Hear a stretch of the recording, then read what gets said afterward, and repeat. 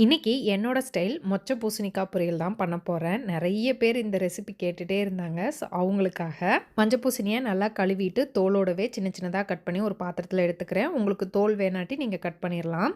Medium size வெங்காயம் ஒண்ண சின்ன சின்னதா கட் பண்ணி அதையும் இது கூடவே ஆட் பண்ணிக்கிறேன். காரத்துக்கேற்ப பச்சை மிளகாவும் ஆட் பண்ணிக்கலாம். பூசணிக்காய் சீக்கிரம் வெந்துரும். அதனால பூசணிக்காய் முங்குற அளவுக்கு மட்டும் தண்ணி ஊத்திக்கலாம். அடுப்ப பத்த வச்சு இந்த பாத்திரத்த அப்படியே வச்சு தேவையான அளவு உப்பு போட்டுட்டு பூசணிக்காய் நல்லா மசிகிற வரைக்கும் வேக வச்சுக்கலாம்.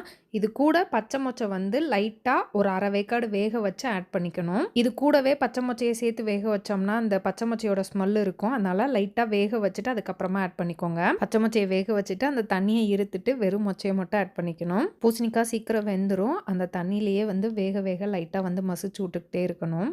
நம்ம ஊற்றின தண்ணியெல்லாம் வற்றி நல்லா மசிஞ்சு வெந்துருச்சு. இப்போ இதுக்கு தாளித்து கொட்டிடலாம். கடுகு கருவேப்பிலை போட்டு தாளிச்சிட்டு இது கூட ஆட் பண்ணிவிட்டு நல்லா மிக்ஸ் பண்ணி இறக்கிட்டோம்னா நம்மளோட பூசணிக்காய் மொச்சை சூப்பராக ரெடி ஆகிடும்.